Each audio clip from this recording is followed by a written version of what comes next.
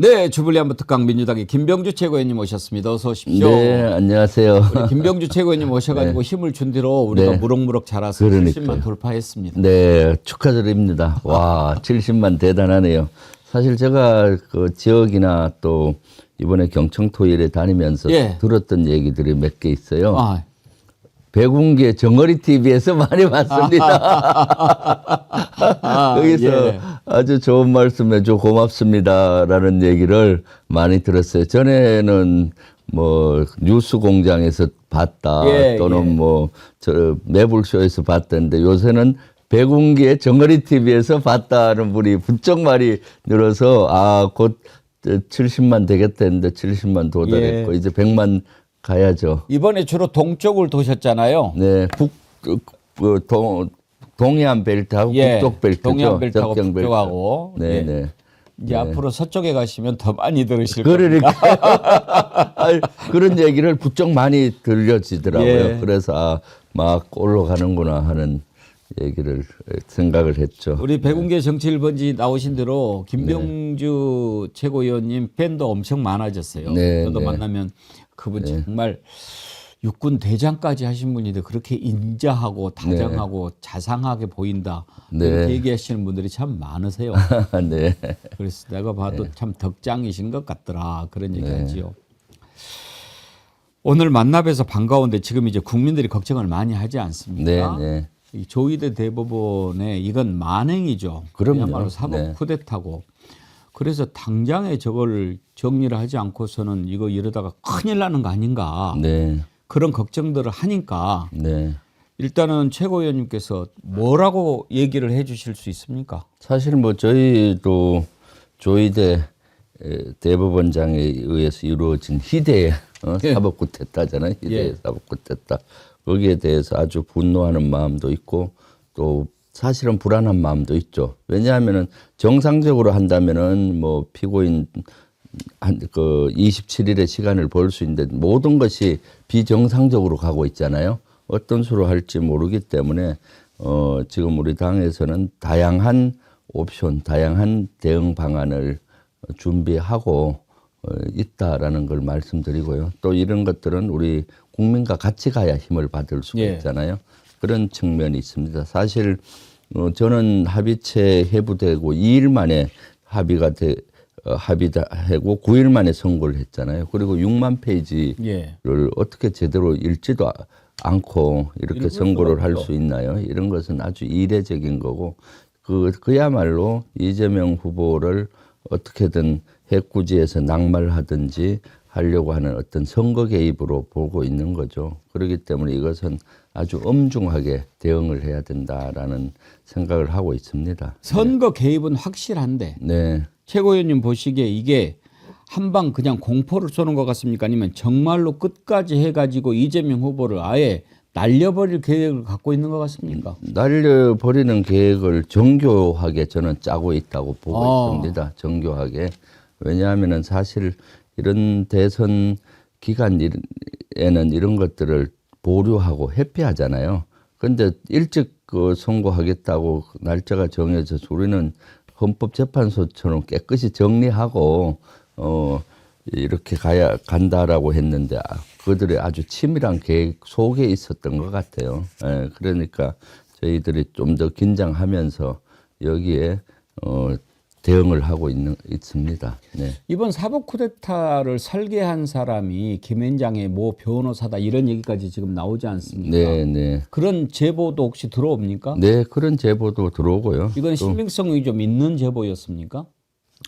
그런 뭐 여러 가지 하여튼 제보들이 많아요. 하다못해 조희대 대법원장이 사석에서는 대법원에 올라오면은 자기가 날리겠다 이재명 그런 것도 말을 했다라는 제보들이 있어요. 그런데 확인이 덜 되고 있지만은 그런 제보 하나하나가 사실은 퍼즐을 맞춰보면은 이번에 이것은 치밀히 계획되어 있는 시나리오 속에서 이루어지고 있다라고 저는 생각을 하고 있거든요. 근데 뒤에 그러니까 윤석열 세력들이 그렇게 하든 또는 사법의 어떤 기득권 카르텔들이 이렇게 하든 여러 세력들이 서로 자신들의 이해관계를 위해서 이렇게 하고 있지 않나 하는 생각을 하고 있습니다. 그러면 치밀히 계획됐고 네, 이게 장난이 아니고 실제로 이재명 후보를 날리려는 그런 마음까지 갖고 있다면 네, 민주당의 전략이나 대응이 보통 각오 가지고는 안 될 거 아닙니까? 네, 그렇죠. 그래서 네. 국민들이 이제 걱정을 하는데 그래도 민주당 지도부는 뭔가 대응 전략이 다 있지 않겠냐 이런 기대를 갖고 있거든요. 네. 그러면 국민들한테 염려 마시라. 우리가 그거는 100% 막아내겠다. 이렇게 자신 있게 얘기해 주실 수 있습니까? 그걸 자신 있게 할 수가 없죠. 왜냐하면은 정상적인 집단에서 이루어진다면은 뭐 정상적으로 하기 때문에 우리가 정상적인 어떤 국회 권능을 가지고 하면 되는 것인데 지금 계속 비정상적으로 이루어지고 있지 않습니까? 윤석열 구속됐다 풀려난 것도 비정상적인 것이고 헌재 판결은 다행히 잘 났지만 그 시간을 지체되는 이런 것도 비정상적이었고 또 지금 보십시오. 한덕수가 권한대행을 해야 되는데도 불구하고 그 두 달에 위기 관리 안 하고 뛰쳐나가서 뭐 단일을 한다는 지금 이런 세상을 본 적이 없어요, 사실은. 그렇기 때문에 사실 안심하시라 할 수는 없고 지금은 위기 상황이다. 대단히 비상시국이라고 본다는 겁니다. 그러니까 내란은 아직 끝나지 않았고 내란 잔당들이나 그런 비호 세력이 어떻게든 이재명 후보를 낙마시키려고 하고 있는 거죠. 그렇기 때문에 우리가 비상한 관심을 가지고 대응을 해야 된다. 물론 우리 민주당에서는 여러 가지 다양한 경우의 수를 가지고 지금 대응을 하고 있지만은 그걸 또 일일이 얘기를 할 수가 없잖아요. 그렇죠. 그리고 전략입니다. 지금은 가장 큰 전략은 우리 국민들이 하나로 목소리를 내주는 겁니다. 이것은 사법 쿠데타다. 이것은 선거 기간에서는 재판도 해서는 안 되잖아요. 헌법 사실 116조에 보면은 선거운동은 균등한 기회를 보장이 돼야 된다고 헌법에 나와 있어요. 그렇죠. 그래서 선거 기간 동안은 일체의 그런 재판이나 이런 것도 연기하는 것이 당연한 거고요. 공직선거법 11조에도 후보자 등록을 마친 뒤 개표 종료까지는 체포나 구속되지 않는다라고 돼 있어요. 그 체포나 구속되지 않는다는 것은 이때는 국민의 시간이니까 사법적인 어떤 조치로 해서는 안 된다는 건데 지금 개표까지 6월 3일까지 이재명 후보 뭐 5번 재판을 잡는 그런 모양으로 가고 있잖아요. 이것은 명백한 선거 개입이면서 선거 방해인 거죠. 방해죠. 그래서 12일부터 공식적으로 선거 기간이기 때문에 그때부터는 모든 재판을 중지하고 이렇게 해야 되는 건데 그 기간인데도 불구하고 재판을 이어간다든가 또는 여러 가지 하게 된다면은 우리가 국회 권능을 할 수 있는 모든 것을 동원을 해서 막아야 되는 거죠. 지금 고법이 1차 기일을 15일로 잡지 않았습니까? 네. 이것은 대법이 잡은 겁니까? 고법이 잡은 겁니까? 고등법원이 잡았죠. 고등법원이 그러면 그 잡았지만 잡은 자를 고발해야 되는 거 아닙니까? 이거 명백한 선거 방해 의도가 있어 보이는데. 그러니까요.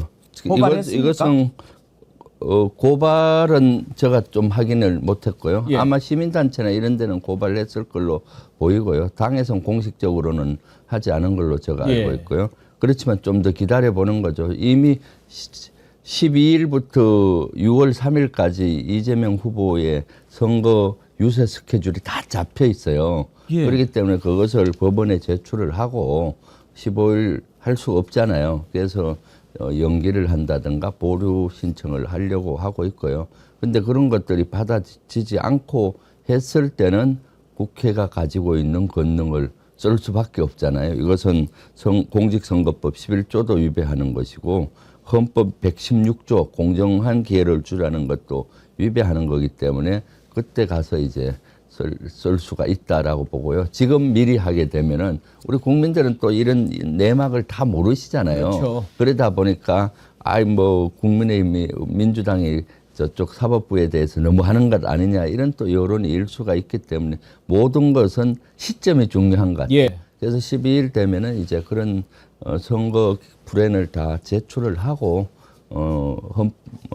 법원에서의 어떤 이러한 것들을 기다려 보는데 지금은 중요한 것은 국민적 여론이라고 봅니다. 사법부는 국민의 시간인 선거 기간에 관여하지 마라. 이런 여론은 중요하죠. 그래서 우리 지지자분들이나 여기 정어리 TV에 지금 시청하고 계시는 분들도 그런 여론을 좀 만들어 주셨으면 좋겠어요. 댓글에 그런 것들 달아주시고요.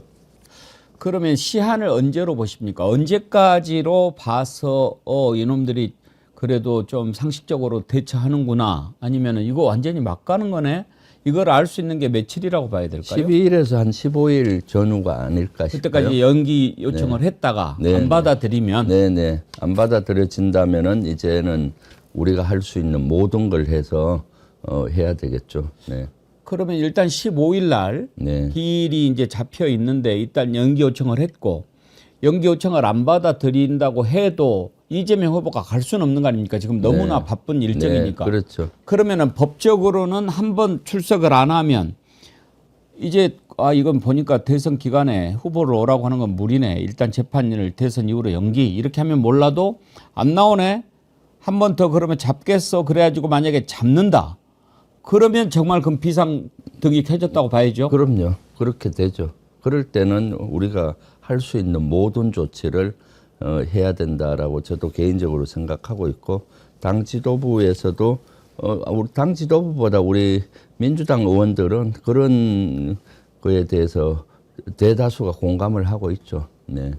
지난번에도 사실 설마 하다가 당하지 않았습니까? 네, 네. 그런데 네. 이번에도 그런 일이 일어날까 봐 이제 걱정을 많이 하는 거거든요. 네, 이번에 그렇죠. 이재명 후보도 이번에는 반드시 뭐 당당하게 뭐 이렇게 하겠다 각오를 보이시더라고요. 네. 오늘은 충북 지역을 갔어요. 네. 증평군의 전통시장에서 반드시 살아서 새로운 나라를 만들겠다, 이렇게 네. 얘기를 했는데 그 내용 잠깐 볼까요? 네, 네. 예. 불의한 세력의 불의한 기도가 성공하기도 합니다. 조봉암 사법살인 됐지요. 농지개혁으로 대한민국의 새로운 경제체제를 만들었습니다. 조선을 뛰어넘어 새로운 대한민국이 실질적으로 자리 잡게 된 가장 큰 공적은 바로 농지개혁에 있습니다. 그 훌륭한 정치인이 사법살인됐습니다. 인혁당 아십니까? 그 억울한 선생님, 그냥 동네 필부들이 왜 그렇게 하루아침에 처형장에 이슬로 사라졌습니까? 김대중은 왜 아무 한 일도 없이 내란 음모죄로 사형을 받습니까? 죽은 사람도 있고 산 사람도 있습니다. 그러나 우리는 이번에는 반드시 살아서 반드시 새로운 나라를 만들어 갑시다, 여러분. 아주 어느 때보다 더 결의에 차 있는 그런 표정, 말투였는데 옷 가운데 이렇게 약간 검정색 보이는데 지금 방검복을 네, 착용한 겁니까? 계속 착용하고 계십니다. 네. 그렇게 지금도 그 위험한 상황이 계속되고 있습니다. 네, 그 테러 제보들이 많이 들어와서 첫날 경청 투어 때는 오시는 지지자분들한테 악수도 하고 사진도 찍어줬는데 셋째 날부터는 이제 경호도 바뀌었어요. 악수도 못 하고 네, 눈빛으로 하고 어린이들하고만 악수하는 걸로. 예. 어린이나 학생들에게는 악수를 그럼에도 불구하고 해주시더라고요. 예. 그리고 사진도 같이 못 찍고 하는데 애기들 어린이들이 찍어달라고 하면은 찍어주시더라고요. 네. 이번에 이렇게 그 이제 접경 지역 또 동해안 벨트 경기 북부 이렇게 쭉 같이 수행을 하셨지 않습니까? 그 전하고 비교해서 좀 달라진 분위기 좀 느끼시나요? 아이고 많이 달라졌죠. 제가 3년 전만 해도 그 강원도 경선 과정에서 이재명 경선 선대위원장을 강원도 지역 했었거든요. 그때 분위기와 지금은 180도로 바뀌었더라고요. 보니까 통상 이제 강원 접경 지역하고 강원 동해선을 다녔었는데 3박 4일 동안 그 지역은 보수세가 센 지역인데도 불구하고 엄청난 주민들이 오셔갖고 이재명을 환호하고 환영하고 그리고 또 보수이신 분들도 제가 개별적으로 접촉해 보면 예. 생각이 많이 바뀌었더라고요. 네, 실제 12.3 내란을 겪으면서 이것은 아니다 식으로 바뀐 것 같고요. 또 거기에 보면은 소상공인들, 가게를 하시는 분들 얘기를 해보면은 내란의 문제점을 너무 잘 알고 이제는 바뀌어야 된다는 생각을 하시더라고요. 어떤 소상공인 가게 식당 사장님하고 얘기를 해보니까 본인은 보수였는데 12.3 내란이 딱 터지고 방송을 보니까 보는 순간에 아이고 이거 연말 장사 다 날렸구나 생각이 먼저 들더라는 예. 거예요. 장사가 안 되겠구나. 그런데 아니나 다를까 그 다음부터 예약이 막 취소가 되더란 거예요. 사실 내란 국면에서 뭐 회식이나 이런 분위기 아니잖아요. 그래서 아주 어려움을 겪었고 지금도 겪고 있다. 빨리 이재명 후보께서 대통령이 돼서 소상공인 좀 살려달라. 예. 이런 목소리도 있었고요. 네. 그러죠. 완전히 달라졌을 겁니다. 이번에 지금 선거 전략 가운데 중앙 조직을 좀 슬림화한다 이런 원칙이 있습니까? 네네. 지금 투표는 표는 사무실에 없고 현장에 있잖아요. 예. 통상 보면 선대위 사무실에 뭐 많은 분들이 사무실에서 뭐 한다고 하는데 그럴 필요는 없을 것 같고요. 주로 이제 현장 가서 골목골목 경청 선거를 하라는 것이 이번에 저희들의 큰 방향입니다. 그래서 이번에 최고위원들, 선대본부장들, 선대위원장들도 여기서 있지 말고 현장에 가서 하고요. 그리고 특히 최고위원들이나 또는 공동선대위원장들은 또 지역을 맡았어요. 최고위원인 저는 경기 북부하고 강원도 지역을 맡았고 권역별로 이렇게 예. 맡아서 권역을 책임지면서 골목골목으로 다니면서 경청하는 이런 선거가 유세가 되게 통상 이제 선거하면은 얘기를 많이 하지 않습니까? 이재명 후보 이런 게 훌륭합니다. 뭐 이런 거보다도 소리를 듣고 그걸 이제 정책에 반영하겠다라는 이런 취지였고요. 이번에 경청투어 지금 이재명 후보 계속 하고 있는데 어저께까지 3박 4일 다녀왔고 어제 석가탄신일 행사 끝나자마자 다시 2박 3일 지금 하고 계시잖아요. 사실 경청투어는 이재명 후보의 특성을 그대로 나타냈어요. 예. 그래서 이재명 후보는 경청 능력이 뛰어나죠. 제가 최고위원이 되고 나서 주변 분들이나 아는 지인들 만남 제일 많은 질문이 이재명 가까이에서 있어 보니 이재명 대표 어떻더나.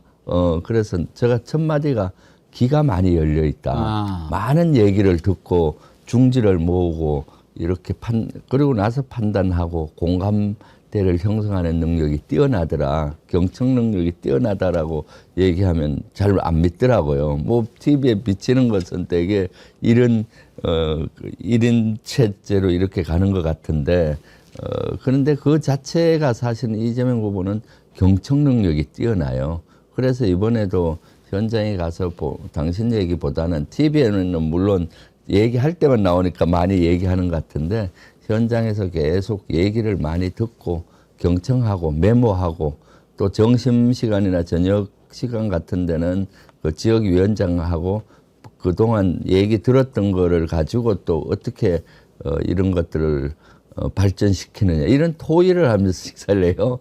오롯이 국민만 바라보고 일만 바라보고 이렇게 하고 있죠. 사실 귀는 네. 우리 김병주 최고위원님 귀가 네. 진짜 복귀세요. 아주 네. 이렇게. 그리고 혹시 오른쪽 귀가 왼쪽 귀보다 더 큰 거 본인은 아세요? 모르겠는데요. 처음 알았습니다. 아, 그러세요? 네. 정말 귀가 복귀인데 네, 오른쪽 귀가 더 길고 커요. 아, 언제 한번 거울 그런가요? 한번 보셔요. 그래요? 오른쪽 한번 귀가 더 봐야겠네. 크고 네. 이렇게 귀인데 네. 꼭 유비 귀 같아요. 제가 봤을 때 우리 백운기 앵커님이 훨씬 더 귀가 멋있게 아니, 돼 저는 있는데. 귀만 아니고 다 잘생겼죠. 예. 그 한 가지만 더 여쭤보고 네. 다른 걸로 넘어가죠. 지난주에 이제 그 조희대 대법원 그런 만행을 저지를 때 그 전에 혹시라도 좀 이상한 기류 같은 거 저 잘못할 수도 있다 이런 생각 좀 있었습니까? 네네 그런 그래요? 그런 걸 경고한 분도 있었죠 사실은. 최기상 의원께서 그 대법원 분위기가 이상하다. 지금 자기가 수집한 정보로는 분위기가 이상하다라고 한번 경고를 했어요. 최기상 의총에서도. 네. 예. 그런데 사실은 뭐 그 당시는 저희들이 봤을 때 정상적이라고 하면 대법원에서 기일을 잡았다는 것은 이 대선을 좀 깨끗하게 이렇게 무죄로 이렇게 하고 이렇게 넘어가려고 하는 거 아니냐. 헌법재판소에 이미 판결이 났기 때문에 헌법재판소에서 윤석열 파면 나고 이미 게임이 끝난 것 같이 보였잖아요. 그렇기 때문에 그렇게 대다수 우리 의원들은 생각했지만은 또 일말의 불안감은 있었죠. 혹시나 했는데 혹시나 설마 했는데 설마가 사람 잡는 꼴이 된 것이죠. 네. 설마 하다가 정말 당하는 게 네. 한두 번이 아니에요. 네, 저는 네. 최근에 최순실이가 3월 달에 잠깐 석방됐었다는 거 듣고 정말 기절할 뻔했어요. 네. 그런데 아무도 모르잖아요. 네, 그렇죠. 검찰이 도대체 어떤 식으로 해먹는지 우리가 네. 예. 그래서 사실 그런 경고가 있었을 때 저도 최기상 의원하고 얘기를 많이 나눴는데 항상 저도 군 생활을 하다 보니까 최악의 경우를 늘 상정해서 하지 않습니까? 군인들은 전쟁이라든가 이런 걸 막기 위해서 최악의 경우를 늘 상정하는데 우리도 그걸 상정을 해서 좀 대응을 해야 되지 않느냐 했었는데 지금 보면 조금 후회스러운 면이에요. 그때 조금 더 우리 국민 여론을 국민들께 알려주고 그런 국민들이 알아서 또 일어나시잖아요. 그래서 대법원 앞에서 또 우리 집회를 한다든가 의지를 보여줬으면은 이렇게 파국으로 가지 않았겠나라는 생각을 하는데 그런 면에서는 지금 좀 그때 조금 더 최기상 의원의 말에 귀를 기울이고 설마 하지 말고 대비를 했었어야 되지 않나 하는 생각을 하고 있습니다. 근데 뭐 알아도 그때 어떻게 대비를 할 수 있었겠습니까? 네, 뭐 네. 발표하는 걸 저렇게 막을 수는 없을 거고. 그러니까. 주댕이를 갖다가 뭐 그래도 이제 대법원 앞에서 우리가 광화문 앞에서 예. 헌재 결정을 앞두고 우리가 힘을 모았듯이 대법원 앞에서라도 힘을 모으고 했으면은 그들이 또 그것을 오히려 이번에요 잘 막아내기만 하면 네. 조희대 대법원장 그리고 네. 대법관들의 실체를 정확히 알 수 있는 그럼요. 좋은 기회가 된 거예요. 맞습니다. 예, 사법 그래서 그렇죠. 사법 기득권 카르텔이 예, 이렇게 그렇습니다. 이렇게 예. 곳곳에 뿌리 예. 박혔다. 이걸 이제는 발본색원 해야 된다. 민주당에서 지금 다 기록하고 있죠. 네, 그렇습니다. 예, 정말 나중에 이게 너무 많아가지고 네. 어떻게 막 정리할 수가 없을 정도로 많으니까 네. 그걸 다 정리해서 그러니까 그 정치 보복과 내란 종식은 분명히 다르지 않습니까? 아, 그럼요. 네. 그러니까 내란 종식을 위해서는 내란 세력들을 이거 잘 정리를 해가지고 저는 해야 된다고 생각합니다. 네. 네. 예. 그럼요. 특검에 맡기더라도. 네, 그럼요. 네. 예. 이제 국민의힘 상황을 한번 좀 네. 여쭤보고 싶은데 황당하고 말도 안 되는 건 우리가 앞에서 다 얘기했으니까 네. 그 당은 도대체 제가 이해가 안 됩니다만 네. 그냥 그 김병주 최고님 보시기에 김문수하고 한독수하고 단일화가 될 것 같습니까? 쉽지 않죠. 그게 어떻게 단일화가 쉽게 되겠습니까? 김문수는 공식적으로 국민의힘에서 경선을 거쳐서 최종 후보가 됐잖아요. 근데 지금 한독수는 뭐 한 게 뭐 있어요? 무소속으로 나왔는데 그걸 단일화하려고 하는 국민의힘 자체가 공당으로 자격이 없죠. 본인들이 경선 과정을 거치고 그 치열한 과정을 거쳐서 최종 후보를 뽑았는데 다시 무소속하고 뭐 이렇게 단일화하라고 압박을 넣고 하는 것 같은데 그게 쉽지가 않죠. 김문수 같은 경우는 지금 최종 공인된 최종 후보이기 때문에 그것을 양보할 수가 저는 없을 거라고 봐요. 그러니까 그럼에도 불구하고 지금 국민의힘에서는 뭐 단일화를 추진하려고 노력하는데 대단히 삐그덕거리고 있죠. 사실 어저께 제가 그 석가탄신의 날 조계종 행사 때 네. 갔었는데 바로 앞에 저 앞에 바로 앞좌석에 김문수가 예. 앉았어요. 바로 옆에 이재명 후보 앉고 여기 김재원 앉고 또 그쪽 김문수 측 사람도 이렇게 만나봤거든요. 예. 그래서 제가 물어봤죠. 그 단일화 하는 거요? 단일화 되겠어요? 그러니까 예. 아이 뭐 단일화에 대한 의지가 별로 없는 것 같더라고요. 오히려 그 한덕수가 의지가 별로 없는 것 같아요. 그래 내가 봤을 땐 의지가 강한데. 한덕수야 뭐 의지가 최고겠죠. 뭐 네, 때문에 나오. 네. 그러면 네. 이제 우리가 상식적으로 생각했을 때 한덕수 출마한 건 도저히 이해가 안 되지 않습니까? 네. 뭘 믿고 나왔을까? 네. 그러면은 그 뒤에 누가 있다고 생각하십니까? 저는 윤석열 세력이라고 보죠. 내란 세력들이 있다고 봅니다. 예. 거기에 사실은 내란 세력들이 자기들의 권력 당권을 계속 유지를 하려고 김문수를 내세웠다가 좀 안 될 것 같으니까 한덕수를 또 내세우고 이렇게 이어가는 것 같아요. 뭐 그 김문수 전에는 나경원을 내세우려고 했던 것 같고 이렇게 해서 그 뒤에 그런 걸 조정하고 있지 않나 싶습니다. 그러면 네. 한덕수가 이재명 후보하고 맞서서 싸울 최상의 상대라고 생각했으면 사전에 분위기를 잡아서 한덕수를 일찍 사퇴시키고 경선에 집어넣었으면 될 것을 왜 따로 경선을 시키고 한덕수를 나중에 투입을 해서 1대1로 단일화하는 그 시나리오를 짰을까요? 아마 한덕수가 미리 나오면은 국민들이 고난 대행이 위기 관리 안 하고 자기를 위해서 나왔다고 할 거 아니에요. 그런 여론들이 만들어지지 않는 거죠. 그래서 본인들은 사실은 원래는 미리 나와서 경선 때 하려고 했을 수도 있어요. 예. 그 수가 이제 민주당에서 탄핵을 해주면은 피해자 코스프레로 나오려고 했던 것 같아요. 그래서 그 당시 헌법재판관 임명을 자기 할 수도 없는데 지명을 2명 했잖아요. 그러면 민주당이 바로 본인을 탄핵할 것이라고 탄핵 유도 지명이었다고 저는 보고 있는데 헌법재판관 임명을 그런데 민주당에서는 그 수를 읽었기 때문에 탄핵은 하지만은 좀 더 기다리더라. 너 스스로 나갈 때까지 그러다 보니까 탄핵을 안 했지 않습니까? 그러니까 본인이 이제 스스로 나가는 국면이 돼버린 거고 스스로 위기 관리나 공정한 재판 관리 단 2달밖에 안 되는 걸 안 하고 팽개치고 나간 사람은 권한대행 중에 이분 혼자예요. 예. 한교안도 그렇게 안 했습니다. 그때도 한교안 나오라는 요구가 있었는데 한교안은 위기 관리와 공정한 선거가 중요하다. 나 안 나가겠다. 이렇게 발표한 걸로 제가 기억이 나요. 그래서 그때 그것이 당연한 것이 했는데 지금 한덕수는 계속 권한대행이라는 직책을 활용해서 불을 피웠잖아요. 출마하겠다는 불을 피우면서 그걸 사전 선거 운동을 한 거건데 거기에 우리 민주당이 수를 읽고 말려들지 않은 거죠. 그러다 보니까 결국 경선 과정에 본인이 못 나왔지 않나 싶어요. 보면은 염치도 없고 양심도 없는 것 같아요. 네.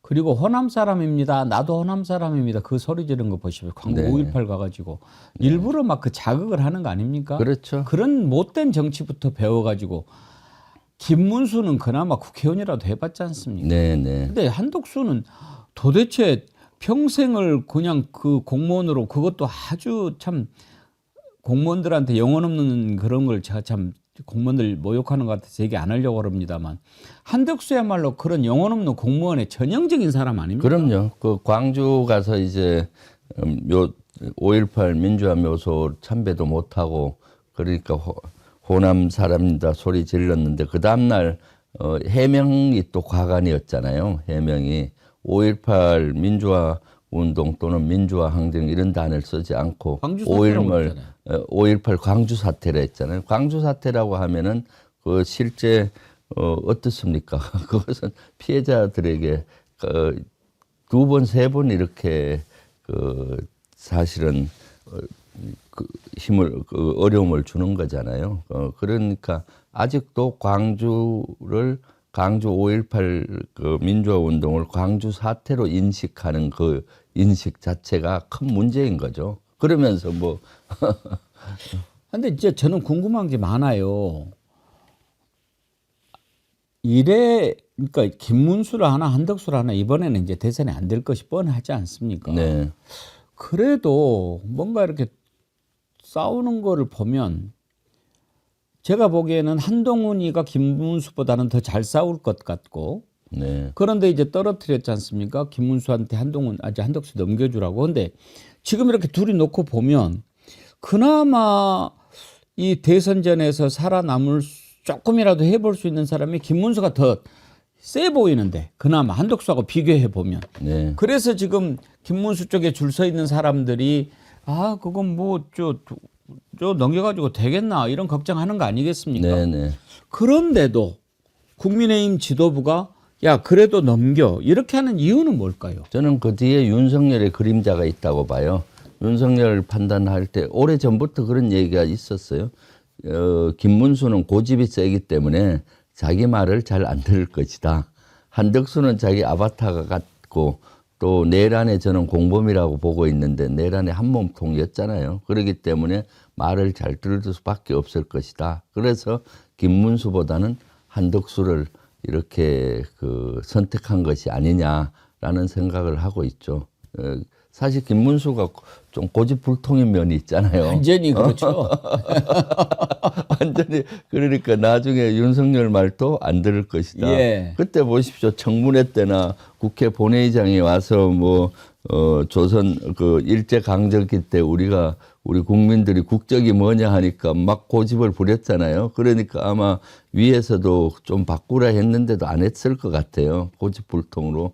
그러니까 김문수가 하면은 골치 아플 수가 있겠다 이런 판단을 하지 않았나 싶습니다. 결국은 다 윤석열이 뒤에서 네, 지금 조정하고 있는 거라고 보시는 거군요. 네, 저는 윤석열과 윤석열의 그 잔당들이 계속적으로 권력을 유지하기 위한 한 수단으로 자기들의 허수아비를 누구로 내세울 건가 하는데 김문수는 허수아비보다는 지 목소리를 낼 것 같으니까 한덕수를 선택하려고 하는 것이 아닌가 싶습니다. 그러면 최고위원님, 네. 윤석열, 한덕수, 조희대 이 세 사람이 연결이 돼 있다고 보십니까? 당연히 연결이 돼 있죠. 왜냐하면 조희대도 윤석열이 임명했고 이번에 하는 거 보세요. 그리고 또 대법원에서 판결을 그날 5월 4일인가요? 그때 3시에 하고 3시 반에 최종 주문했잖아요. 30분 후에 한덕수가 출마하겠다고 사퇴하고 이런 것들이 이미 한덕수는 그런 것들을 알고 있지 않았나 싶어요. 그래야 극적 효과가 나잖아요. 주문하고 난 다음에 딱 나가니까 그런 것까지 이미 염두에 두지 않았나. 그래서 저는 이것은 치밀한 어떤 계획하에 이루어지고 있다. 윤석열 내란 잔당들이 또는 윤석열의 사법 카르텔들이 이렇게 조직적으로 하고 있지 않나. 그렇지만은 국민은 이걸 이길 수 없다라는 게 제 생각입니다. 네. 그럼요. 네. 절대 국민 이기는 건 없죠. 네, 네. 어떤 것도요. 네. 알겠습니다. 끝으로 이제 대개 선거 앞두고는 우리가 북한 움직임을 좀 주시하지 않습니까? 네, 그렇죠. 전체적으로 보시기에 이번 선거와 관련해서 북한의 움직임은 어떻게 보십니까? 글쎄요, 도발이나 이런 것보다는 이런 지난번에 했듯이 구축함 재현호 이런 진수도 예. 하고 실제 미사일이라든가 시험 발사도 했지 않습니까? 이런 거 정도는 할 걸로 보이고 그러니까 그건 선거와 관련된 특이 동향이다 이렇게 볼 수는 없잖아요. 네네. 본인들의 무기 발전시키는 거라든가 또 이 선거보다는 미국하고 이제 협상을 앞두고 있잖아요. 본인들 판단에. 예. 트럼프 2기 정부에서는 어떻게든 북한과 여러 가지 대화를 하려고 하고 있기 때문에 그런 협상력을 또 높여야 되는 거고요. 그런 여러 가지 수가 있지 않나 싶어요. 그리고 자기들 자체 내에 지금 우크라이나 러시아 전쟁터에 보내서 많은 사상자고 나니까 또 북한 주민들을 단결시켜야 되고 하는 그런 내부적인 요소와 외부적인 요소를 다 복합적인 건데 지금 우리 대선하고는 조금 영향이 적은 것 같아요. 예. 네. 네. 그럼 이른바 북풍이라든지 대선 개입 공작 이런 것은 없을 거다. 네. 이렇게 지금 현재 군에서는 예. 좀 그런 것들은 상상하기 어렵고요. 예. 이미 군은 모르겠어요. 국정원은 아직 윤석열 세력이 많이 있을 거라고 봅니다. 예. 왜냐하면 조태용 국정원장도 사실 지난번에 청문회 때 나와서 하는 증언들이 보면은 윤석열과 뭔가 연결이 아주 깊게 돼 있는 것 같았고, 그렇기 때문에 본인들이 살기 위해서 뭔가 또 추진하지 않을까 하는 의구심은 갖고 있죠. 예, 예. 네. 근데 이번에 보면은 이제 뭐 이지스 핵잠수함 막 이렇게 최연호 해군력 쪽에 좀 북한이 신경을 많이 쓰는 것 같은데 네. 그 특별한 이유가 있습니까? 그렇죠. 그것은 북한은 핵 보유국 지위를 얻으려고 노력하잖아요. 예. 핵 보유국의 지위를 얻으려면은 실제 해상에 있는 핵 잠수함이라든가 해상에서 핵을 쏠 수 있는 어떤 플랫폼을 가져야 국제적으로 인정하는 경향이 있습니다. 왜냐하면 지상에는 그대로 그 공격을 받으면은 그것이 피해를 입을 수가 있는데 해상에는 숨을 데가 많잖아요. 잠수함 같은데. 그래서 그런 면에 좀 더 추진하는 것 같고요. 지금까지 육상 전력보다 해상이나 공중 전력은 북한이 아주 열세였어요. 아주 형편없을 정도로 열세였는데 이번에 해상 전력을 좀 더 획기적으로 하려는 노력이 최근 한 5년 이내 계속돼 왔었습니다. 예. 거기다가 아마 러시아의 도움을 받아서 어떤 기술적인 것도 많이 해결을 했을 걸로 보이고요. 그래서 지금 사실은 북한에서는 한 1,500톤급 함밖에 없었는데 이번에 5,000톤급 체어함을 선보이고 진수했다고 하잖아요. 그렇게 예. 빠른 속도로 이지스형을 했다는 것은 우리가 좀 관심을 갖고 봐야 되는 대목이라고 봅니다. 예. 알겠습니다. 오늘은 그러면 여기까지 하고 지난번에 출연하셔가지고 네. 후원에 네. 우리가 그 후원 계좌 소개해드렸는데 네. 조금 네네. 소개해 주셔서 좀 예. 소개한 이후에 많이 들어오고 있습니다. 예. 네네. 국민을 국가를 민주당을 지키겠습니다. 언제나 그랬던 것처럼 예. 여러분 김병주 최고위원님 우리가 정말 큰일 하실 수 있도록 많이 후원해 주시기 바랍니다. 이제 다음 주에는 그 후원의 사진 못 보겠는데요? 네네. 왜요? 제 농담을 이해를 하셨어요? 3억 다 차가지고. 예. 사실 대선 승리를 위해서는 예. 총알이 좀 필요해요. 정말 필요하죠. 네, 총알이 이제 후원금이죠. 예. 네, 이제 각 지역 다니면서 또 지역에서 현수막이나 뭐 유세차라든가 뭐 그래서 좀 도와주셨으면 좋겠습니다. 예. 여러분들 많이 후원해 주시길 바라고요. 이번 대선에는 이제 지난번에 설명을 해 주셨는데 네. 특별히 그 지역 말고 네. 정책적으로는 역시 국방 쪽에 많이 좀 신경을 써서 준비를 하십니까? 네, 저는 두 분야를 좀 직능은 담당했는데 국방 쪽하고요. 예. 국방의 위원회가 구성돼서 제가 위원장이고요. 그래서 국방 안보 쪽 공약이라든가 이런 걸 계속 발전시키고 있고 또 한쪽은 종교 쪽에 그렇죠. 이제 이슈인데 특히 불교 쪽에 본부장을 맡아서 불교 이슈에 대해서도 많이 또 우리 최고님 불자십니까? 네네. 아, 그러시군요. 그래서 어저께까지는 바빴죠. 그러셨네. 그래서 전이 오신 네, 날까지. 그래서 우리 공동 선대위원장들 뭐 선대위원장 맡으신 분은 각 종파 그 불교 내에서도 종단이 있잖아요. 예. 종단별로 다 그 배치를 해서 가시게 하고 좀 바빴습니다.